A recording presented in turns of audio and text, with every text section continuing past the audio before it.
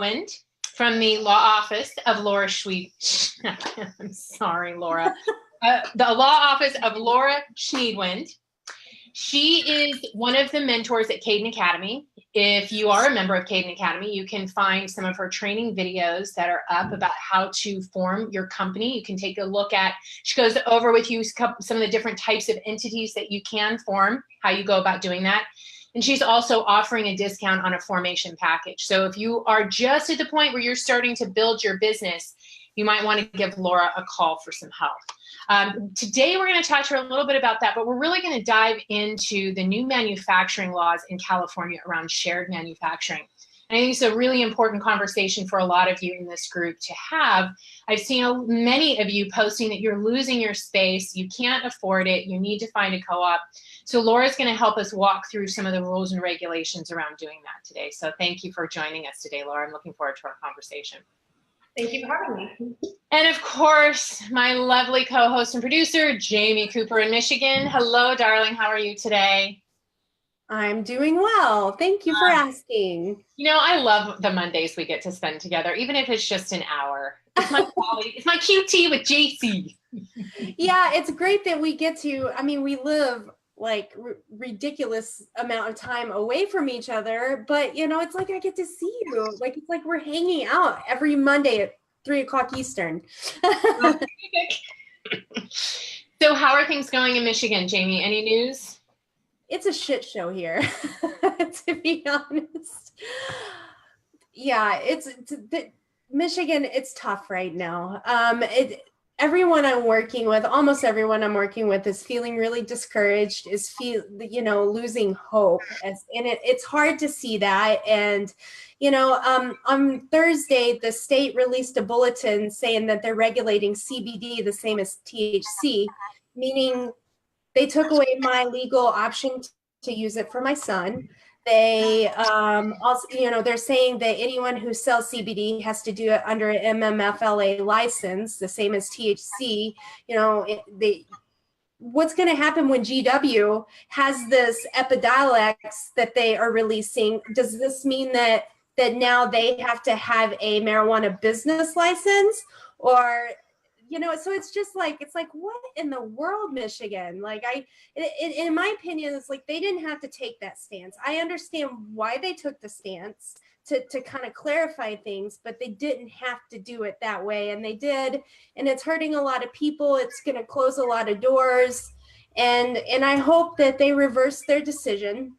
And then another thing we're dealing with is the state had started taking applications for licensing in December.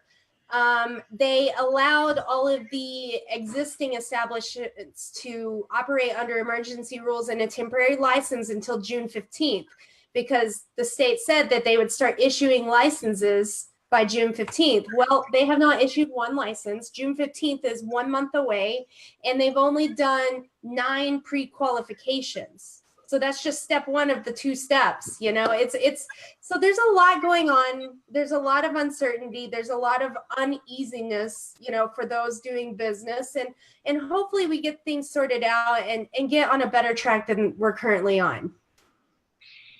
I put up a post this week, I don't know if you saw it, about what's really happening with us in cannabis. That a lot of outsiders think, oh, you're just making money hand over fist. Cannabis is rolling into every state. They do not realize that it is a fight. It is an uphill battle all the way. Nobody's getting rich here yet. Not that I know anyway. No, I am living paycheck to paycheck right now. And it's because there's so much uncertainty that people are afraid to invest in certain things. And so that hurts the industry as a whole.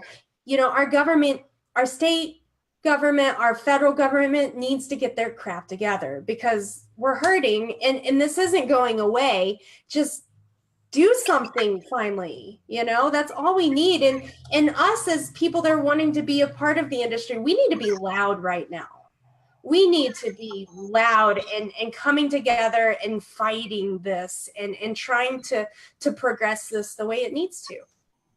I agree. Well, hopefully we can make a little dent today in understanding some of these rules and regulations around manufacturing. I wish that this would have an impact across the state. I mean, across the country, not just in our state, but unfortunately we're each in our own little boxes, having our own individual fights. So hopefully we can learn from each other and share. We're getting this close to finding out if I've got the dispensary go ahead in Santa Monica. We've made it through the first round. They were supposed to release rankings last week. I haven't heard. So I'm told that that's a good thing, that I haven't heard. They've gotten rid of a lot. A lot of people didn't make the qualifying rounds. So congratulations. Thank you. Well, we hosted an Elementa here on Thursday, and we had 25 women show up. And it's funny because they all came in thinking that they were going to be surrounded by young women, and they were all over 50. Right. And they all had the same questions, the article that I wrote for Cannabis Dispensary, all the kind of points that I made about why women need a good dispensary to go into, a different type of dispensary experience. They were all asking for it. None of them have any experience with the cannabis industry. And, oh, the girl behind the counter was high, and the music made me feel like I was going into a club. And, all the sign-in made me feel like I was committing a crime and there was something nefarious going on here. So it just kind of gave me that little bit of wind in my sails again, that we have to make something like this happen. So fingers crossed, one little inroad at a time. And here I am in Michigan, the most conservative county in the entire state. I have 25 women coming to my Elementa. And again, it's all of it's older women. And it's crazy. The thing about, and where I live is, countrywide, we have this opiate epidemic, but the numbers show that out of all the overdoses that happen within our county, it's happening to baby boomers that are accidentally overdosing on their opiates. Of all overdoses, and it's like 93%. It's people over the age of like 45 years old accidentally overdosing. And I'm like, we have a solution. And it seems that, that's a majority of the women that come to my events are like, I don't want to be on pills. I want to feel good. I want to live my life to the fullest. And I don't want to feel like I'm breaking the law to do it. So Elementa, that's great that you're Elementa is such an amazing thing. Yeah, it is. Thank you, ladies, for putting that together and sharing it with the rest of us and giving us a vehicle to actually start to reach these other women. Right. Okay. Thank you, darling. Let's get into our interview today. Thank you for being patient with us, Laura. Things are just heating up everywhere right now, aren't they? All the time, always. So let's kind of get right into it. I'm really curious to understand how these laws work, what drove the state, because this is a fairly new thing, right? This was not something we were expecting beginning of January of 2018. This is a new ruling, I guess. So tell me about how that came about, what need it's filling for both makers, but also for the state. What was their incentive in doing this? And then we want to kind of move into the conversation about, how does a maker take advantage of this and what do they need to know? So tell me how this started. Sure. So first of all, thanks again for having me. I'm really excited to be here. So the way this came about was that the Department of Public Health is the regulatory body for California's cannabis manufacturers. By the way, all the regulations I'm going to be discussing today are only pertinent to California. So the Department of Public Health came out with manufacturing regulations for all manufacturers. They released those back in November, saying that everyone who's manufacturing as of January 1st, 2018, needed to have a license. And that was true of not only the manufacturers, but other links in our California supply chain. Everyone in our regulated industry needed to have a license. But manufacturers only had a license available for a few categories of manufacturing. They were type 6, which is non-volatile extraction, type 7 volatile extraction. The regulations came out with a new type of category of licensee, which was for packaging, known as a type P. They came out with packaging can also do labeling. They came out with a type N for infusions. However, those were tiered according to the amount of gross annual revenue. And they came to realize that smaller manufacturers are going to be priced out of our regulatory system. We're seeing this in all aspects of the supply chain, but the smaller manufacturers, those who are not those who are awash in money, which you mentioned earlier in this Mentor Monday, but really the small manufacturers, the mom and pop operators, those who are legacy operators that really struggle from day to day to continue their businesses and bring them up to code so that they're eligible for a license, those are all very expensive operations to undertake. And so as the Department of Health was shopping around to educate operators on their licenses, they came to understand that there were smaller manufacturers who were being priced out of regulation. And okay, can I just ask you a question right there? uh-huh. So are we to understand that the government looked at what was happening and they heard what people were saying and they made the right decisions to be able to help? So they were actually working with us because there were advocates who were saying, hey, this isn't going to work. And they brought the solutions, or was this a solution that was determined at the government level? So what happens when the government releases their regulations is that there's a period of public comment and feedback that the public can give on these regulations.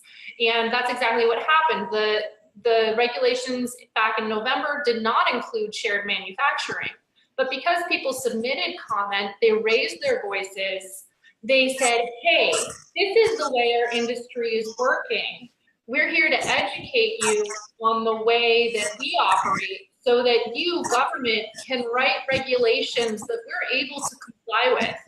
And instead of coming out with a set of regulations from the government that the operators then have to shoehorn themselves into, we saw across all three regulating industries in our state. Cultivation is regulated by the Department of Food and Agriculture, manufacturing is regulated by the Department of Public Health, and distributors, retailers, and testing laboratories are regulated by the Bureau of Cannabis Control. And all three of these agencies really made an effort to understand what the industry was doing so that the regulations could conform to what was already happening, rather than writing regulations so that operators would have to change and complete the regulations.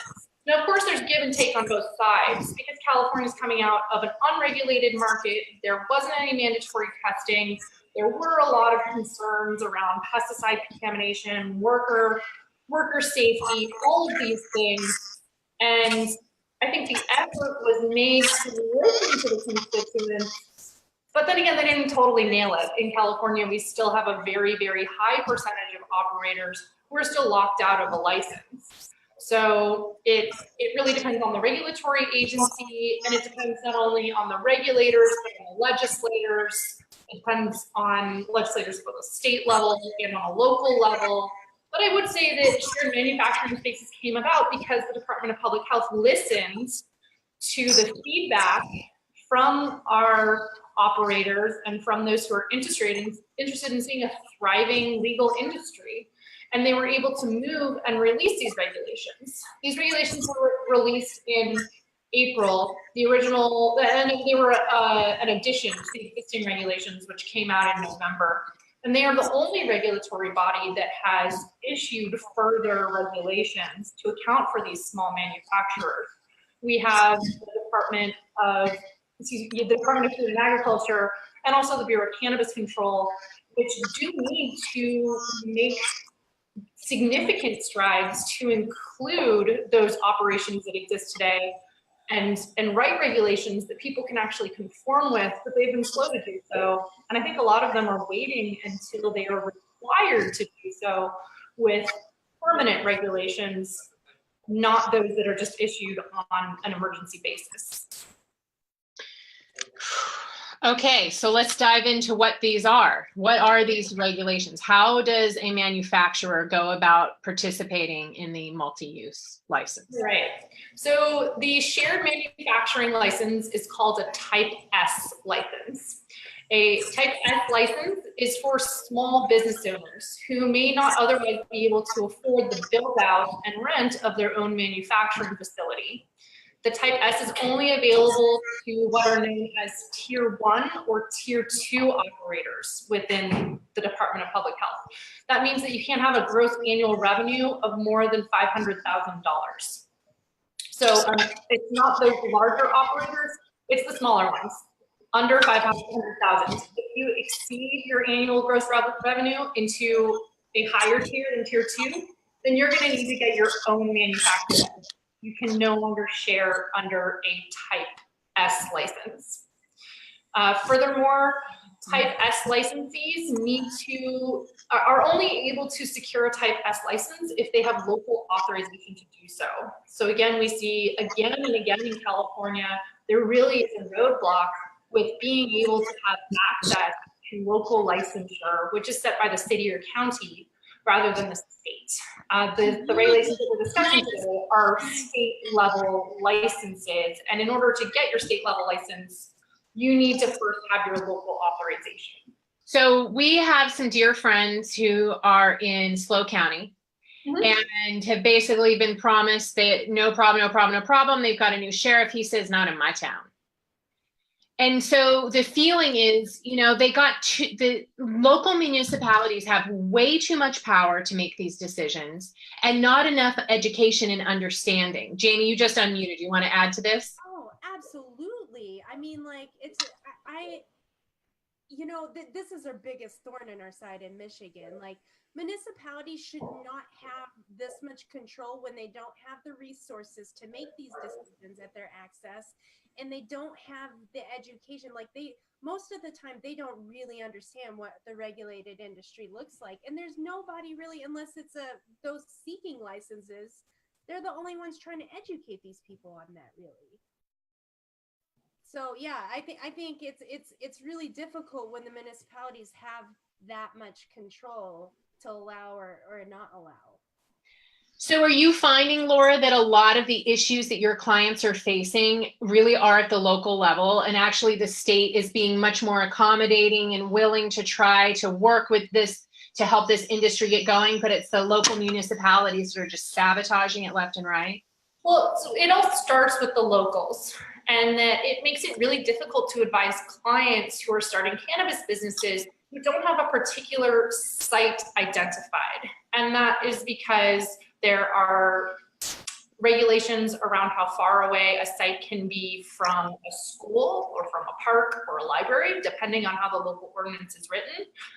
It makes it hard to advise people because land use issues regarding the zoning are also really important to be able to comply with your zoning in order to get a local license.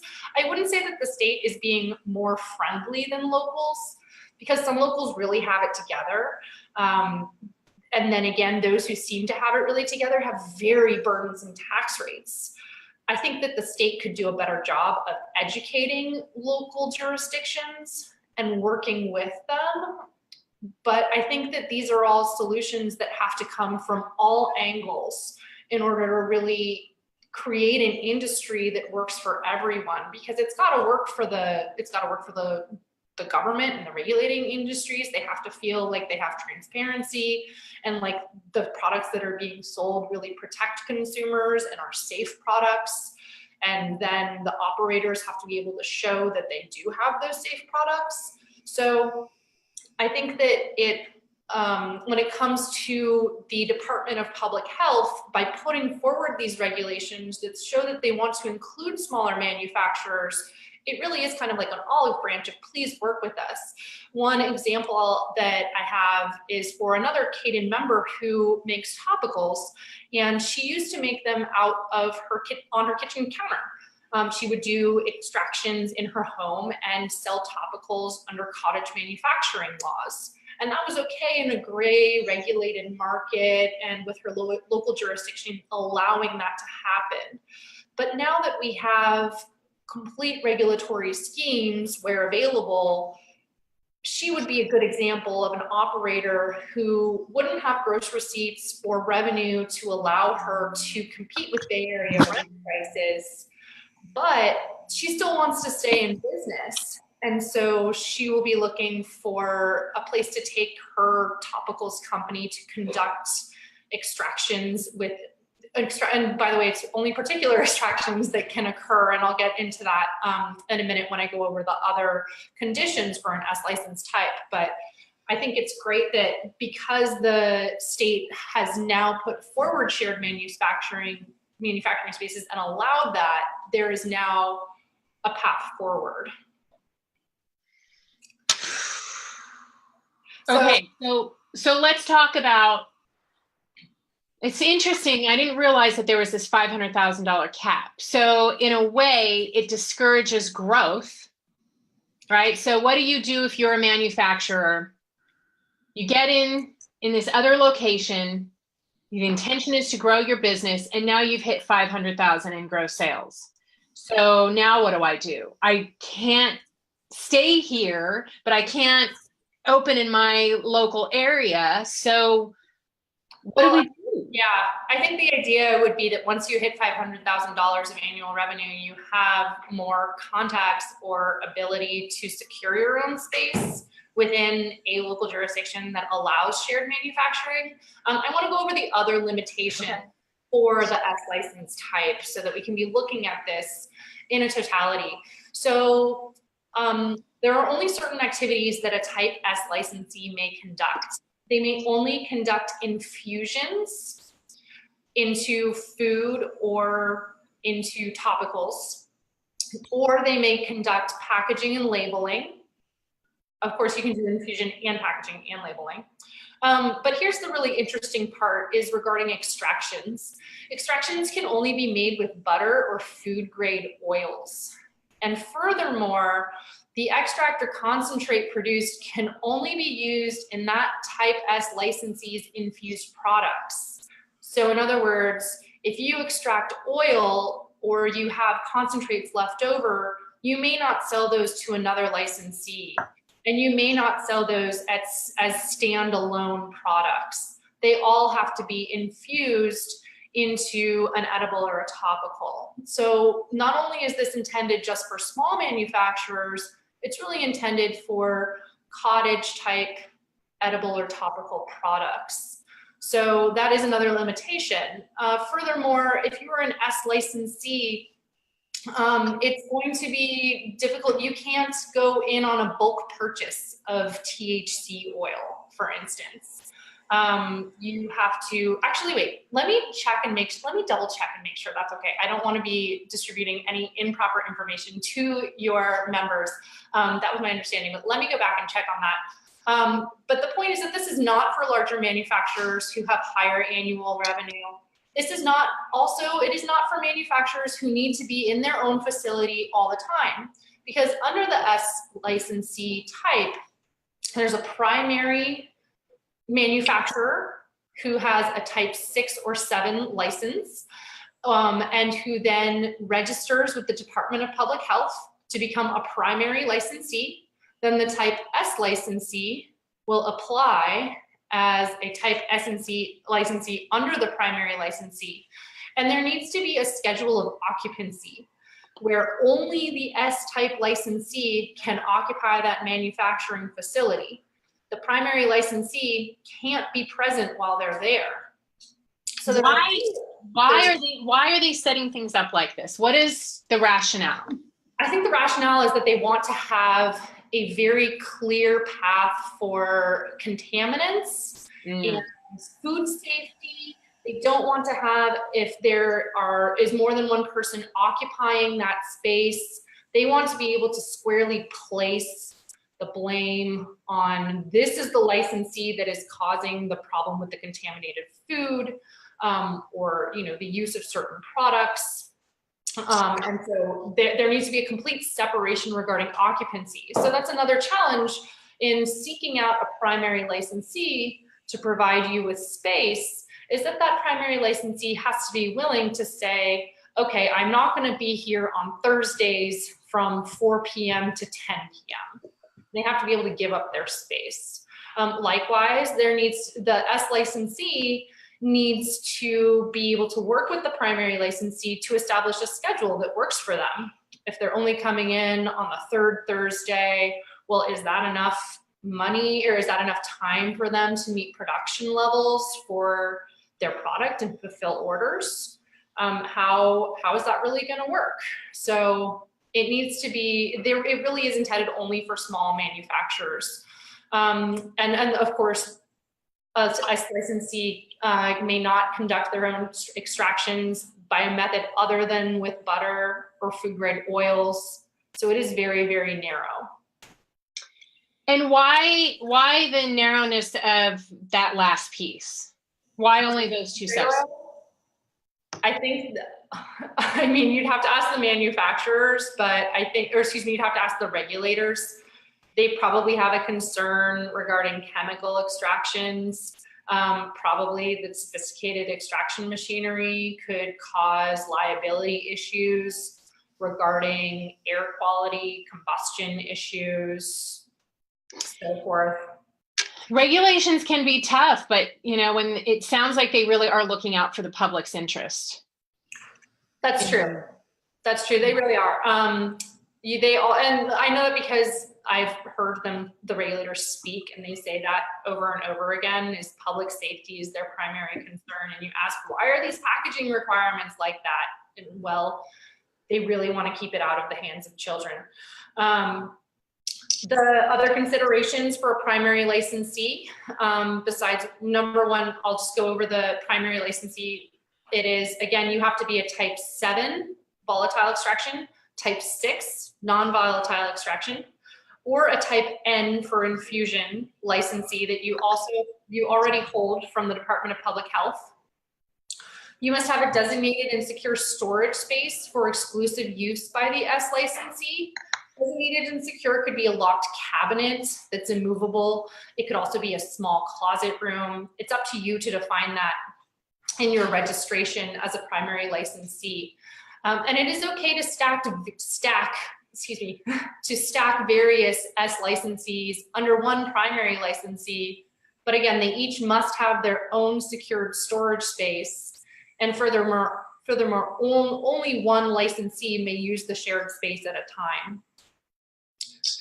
So in order to become a primary licensee, you need to first register with the Department of Public Health, and your registration must include, number one, that all-important proof of local authorization, your occupancy schedule of proposed shared use areas. Again, that example of we're going to be using it, the S licensee will use it on Wednesday afternoons from 1 p.m. to 5 p.m., for instance. That's an occupancy schedule of proposed shared use areas and a diagram with the designated area for the S licensee. But a compliance note here that if your schedule of proposed use is going to change, then you need to notify the regulators immediately of that change or seek prior approval. And again, the S licensee cannot be in the space while the primary licensee is conducting their manufacturing activities. I'm going to go over some cost because of cost. Of course, it's going to cost you. They like to say that there's no fee for the temporary license, which there is not. And there is a much lower burden of application materials that you have to submit for a temporary license, but you still do need your local authorization. The temporary license is valid for 120 days. Your temporary license will only be extended if you have already submitted your annual license before your 120-day expiration occurs. The annual license fee is $500 for an application fee, and the Tier 1 operators must pay a $2,000 licensing fee. Tier 1 is for up to $100,000 gross annual revenue. The Tier 2 operators, in addition to their $500 application fee, must also pay a $7,500 license fee. And that is, again, for up to $500,000 in annual gross revenue. What do you have to submit with your S license, your full S license application?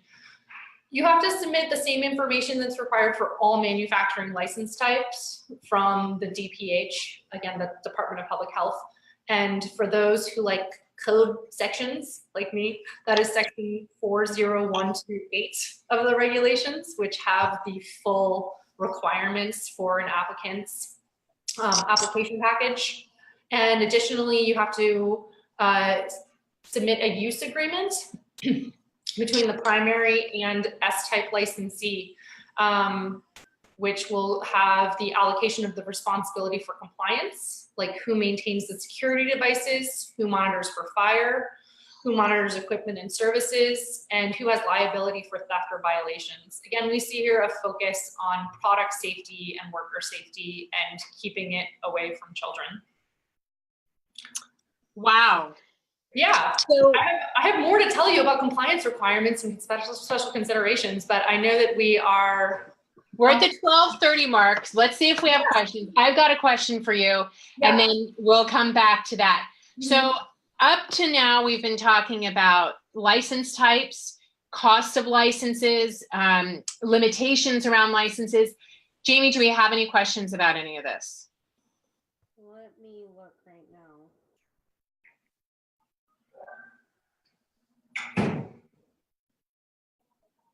Okay, we do have we have a lot of people watching too, by the way. I had a feeling we would today.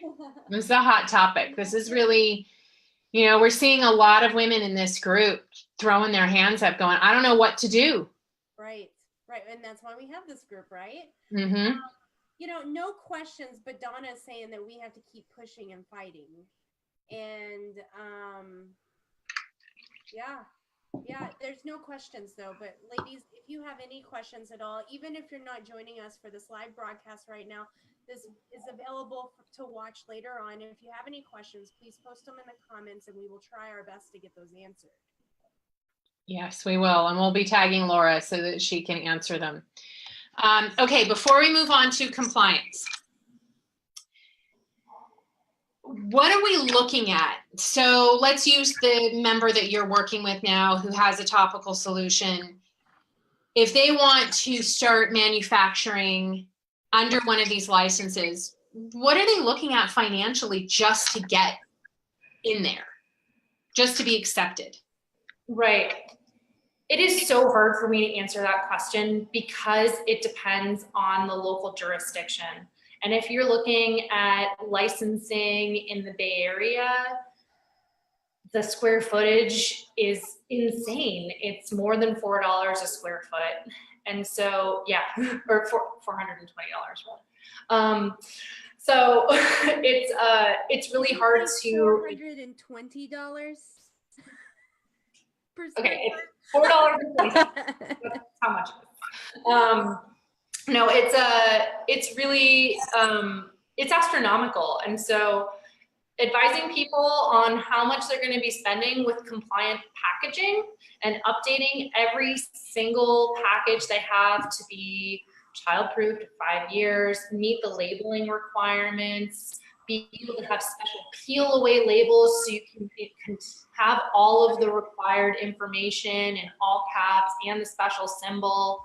Those are really expensive, and it's such a determination of product by product and company by company that when it comes to what their relationship will be with their primary licensee, it's really hard to say because they're going to be paying to occupy that space, but how much time will they need? Will they only be in there for 4 hours every 2 weeks, or will they be in there, who knows, every evening?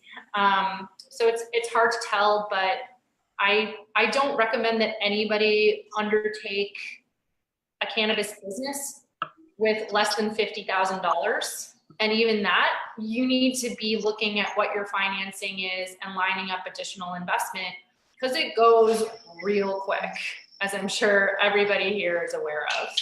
Are there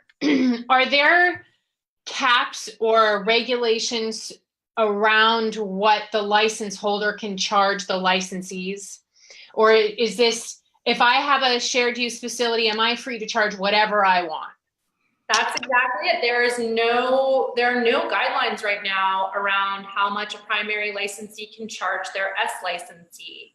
Wow. I see this also as an issue with incubation arrangements and social equity programs. That's a whole different topic for a whole different Mentor Monday. But there is such a huge opportunity for those in power to be exploiting those who don't have it. And so I would recommend everybody make sure that you understand what your rights are, understand what your interests are. If you don't understand it, work with somebody who can advocate for you, because there is a huge, huge potential for exploitation. And people just, people are desperate, and that leads to really horrible actions on behalf and bad actors. We see that all over this industry, and a type S shared license is going to be no different. A word of caution also that type S manufacturers need to be aware of is violations for regulatory issues. And in the event of a recall or a product embargo for a product that is made at a shared use facility, the Department of Health has given them the authority to extend that recall or extend that embargo on all type of licensees at that facility. And including the primary licensee. So if the primary licensee has a product recall due to pesticides, let's say, it brings everybody down. So not only do you have to be very careful about who's basically becoming your landlord, but you have to be hyper aware as well of everyone else that they're allowing, because them messing up could bring you down. Exactly. And I recommend that people do their due diligence. Make sure that you're entering into business with people that pass your personal sniff test, or that that you get to know as people, because there are bad actors out there who will be holding licenses, who really do have the ability to affect your business. So make sure that you are researching into who are the owners of the primary licensee. Have they undergone I'm sure they've undergone background checks if they become primary licensees, but what is their business history? Have they previously come from other industries where they've run them into the ground? What is their prior business experience? Because even though they're not running your business, they're running the business that houses your manufacturing facility. Okay, so yeah, what is their compliance record? Are they adhering to the regulations that for instance, they are required to notify the Department of Public Health at least a day before you begin your S manufacturing activities in their space? Do they understand that's their burden to provide that notification? Do they understand that if there's a change in the occupancy schedule, that they have to record that change and send it to the Department of Public Health? Or are they more loosey-goosey, like, sure, just come by whenever? No, like, what are their security measures? Do they really understand all of the regulations? Because if they incur a violation, it can bring you down. So if I'm a manufacturer and I'm in a bind, I need to join a kitchen. Mm-hmm. How are there regulations that are set up that if everybody else that's participating in this license under this one roof, are there fail safes? If everybody's doing what they're supposed to do, we'll be okay. Or what is the real risk that I'm taking in joining with these other people who I may have limitations on how I can vet them? Because if I'm already there, then they bring somebody in who the management says is okay, but I don't have a say in it. Are the regulations there in place that will ensure if these are followed, we'll all be okay? Or is it really just a big gamble no matter what?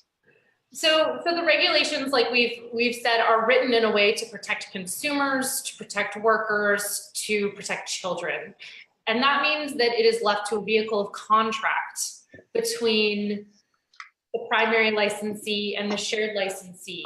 or between the various shared licensees with the primary licensee. It's important to lay that out in an agreement because the regulations don't have that. The regulations aren't protecting you.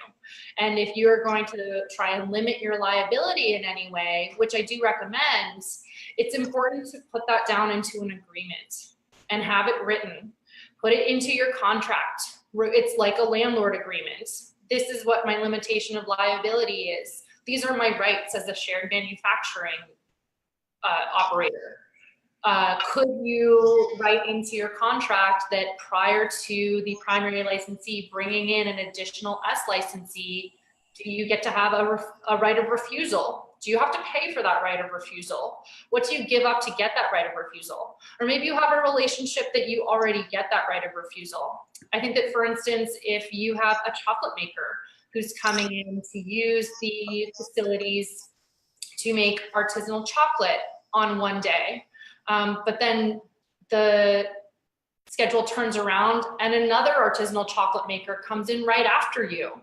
How are you protecting the intellectual property of the first chocolate maker to make sure that the second one isn't going to come in and be infringing on your intellectual property? They're going to be seeing what your ingredients are, viewing what your methods are. Is there going to be protection for you within your use agreement that can say you primary licensee may not bring in another chocolate manufacturer? Or if you do, we get to vet who they are. Or, those are really protections that are up to the licensee to put into their contracts. And so all of these things are negotiable because there's no regulations that protect me as the manufacturer. So I have to negotiate all of those so can I limit my liability as well by, let's say that there is somebody that gets shut down for a recall.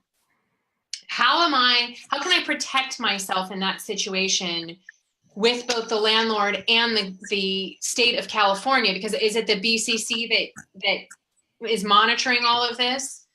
For manufacturers, it's the Department of Public Health. We have to remember that in contract, we cannot limit the authority of the regulators to exert their regulations. The regulations say that the Department of Public Health has the authority to recall all the products of all the S licensees and the primary licensees who are using a single facility. So we can't in our contracts limit their authority. However, when it comes to liability of private parties, they are allowed to limit their own liability.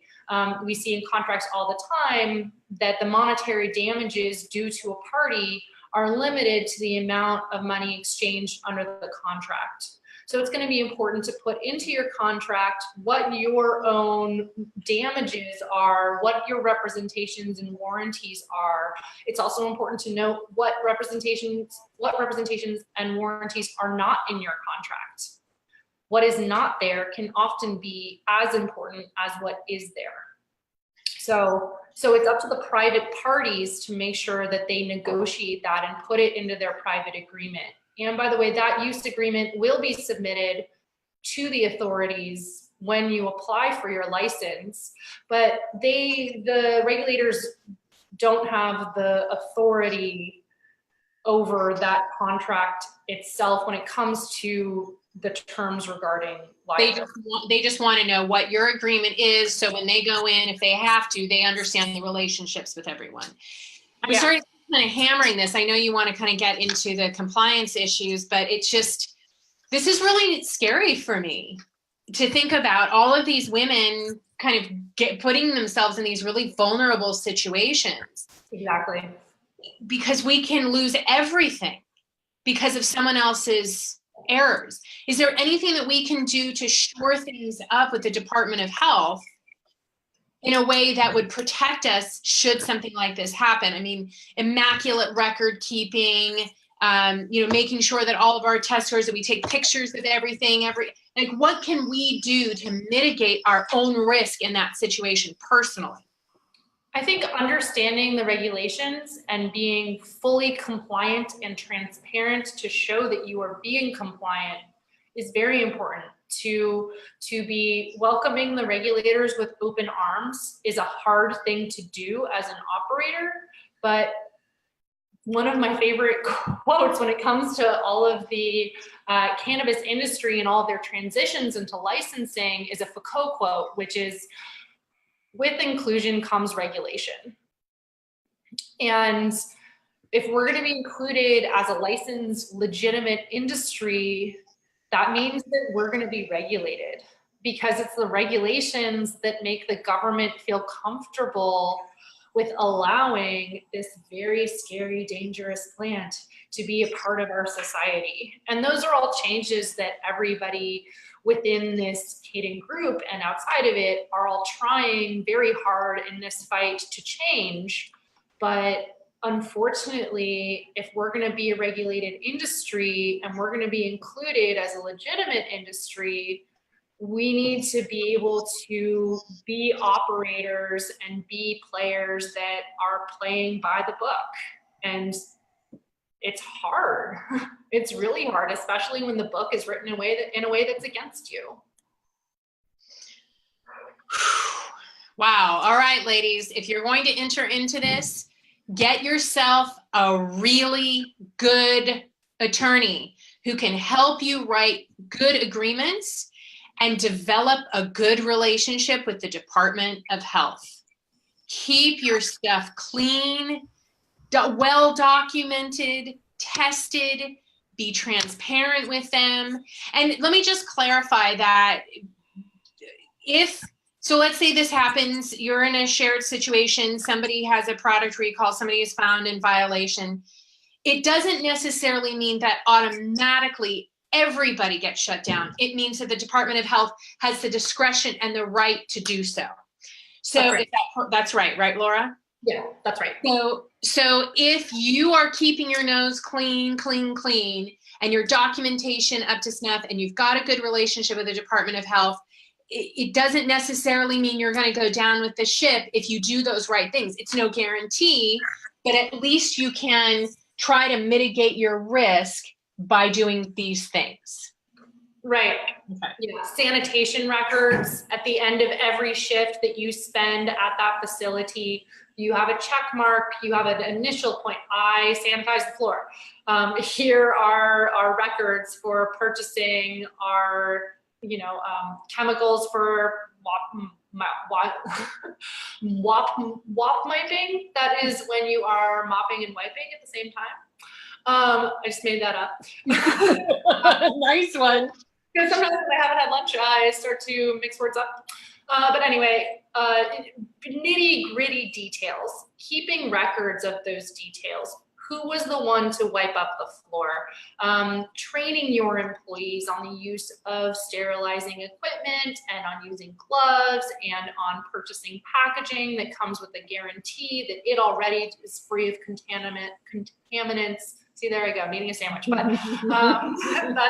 those are examples of things that you can do to be the very best operator so that, God forbid, something would happen, you can show to the regulators that you were a good actor. Okay, so this rolls right into compliance. Oh, definitely. And I think we've been talking a bit about compliance. Jamie, it looked like you saw something. Are there any questions? No, there's no questions. I was looking and there aren't any questions. We still have a few people hanging on tight listening. So thank you, sweetie. Okay, so Laura, where do we want to take this conversation with compliance? I think that we have already discussed ways that you can be a compliant operator, and it's not just a compliant type S manufacturer. It's a compliant manufacturer who complies with all of the manufacturing rules that are put forth by the Department of Public Health. So a lot of those have to do with clean worker environments, food safety. It's not just the cannabis regulations. It's a wide universe.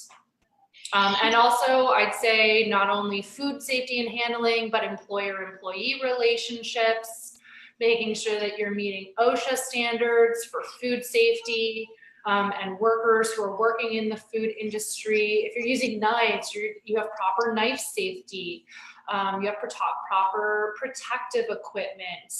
You, as an employer, are giving your employees the proper breaks and lunch breaks, overtime pay, making sure that you have policies that are regarding harassment and complying with California's treatment of workers, because you are not just a cannabis business, you're any business, and you need to be compliant with all of the rules that apply to every business within the state. Yeah, that's why becoming a cannabis entrepreneur is regular entrepreneurship plus. And a lot of times we get caught up in the plus and we forget that there's all these other things that leave us at risk if we're not really taking care of them. So good advice. My mind is a little blown today by this conversation, because really understanding why we're having a hard time as product makers, as growers, really getting going in this new industry. It's really complex and expensive. And, you can't just go from making stuff as a cottage industry, right, in your kitchen, into working in a manufacturing in a regulated industry where you have to do employee training manuals and document every time you wipe something down and use a piece of equipment. And you kind of, as the owner, as the product maker, you suddenly find yourself further and further away from the product making and more now in business. You've got to kind of shift your hats there. And I think that that's a really challenging thing for women to do. And, everyone that I talk to is always telling me about, the reason they got into this, they're passionate. And if I hear one more woman say, it's not about the money, it is about the money, because we can't do it without the money. So we've got to really step up and start taking business very seriously, because it costs a lot of money. So join Caden Academy today and let us help you get there. We now have this incredible attorney, Laura, who's been added to our roster, who's now willing to give information to help you ladies navigate your way through this. So, Laura, is there anything else that we haven't covered that you feel is important to address before we go? I think I did want to give a shout out to the legal module that's up there in Caden Academy now, that is on entity formation and selecting what kind of company you're going to start. So if you're going to have an LLC, if you're going to have a corporation, what you need to do to have a legally compliant business from just general business law. And adding on to that, the cannabis regulation piece of it, but making sure that if you haven't set up your business properly between you and your business partners, that you take a look at that Caden Academy module, because as you'll learn, if you don't have any documentation in place between you and your business partners, you can really be in a dangerous situation regarding liability and binding the business. Yes, good advice. And that is available to all Caden Academy members. You have access to it with your membership, as well as access to Laura's discount. And Laura, for anyone who is interested in talking with you about manufacturing, do you have any kind of offer for maybe a 20-minute call or just a consulting and just kind of get to know if it's a good fit kind of thing? Yeah, I am always available for people to call me and chat. That's a free intake that I don't charge for anything like that, just introductory call. Or if you have quick questions about anything that we discussed today, I'm happy to answer it. Excellent. Thank you so much for sharing this really, really critical, valuable information with us. And I hope for anyone watching throughout the rest of the US or in Canada that you can learn some lessons from what's going on here in California. Some ways we're doing it right. Some ways we're setting ourselves up for disaster. But let us know if we can help or answer any questions as well. Thank you so much. Thank you, Jamie. It's a pleasure as always. I will see you next week. And thank you again, Laura. And we look forward to having you back at some point when you've got more to share with us. So thank you so much. All right, ladies, have a productive week, and we'll see you next Monday. Bye-bye. Bye.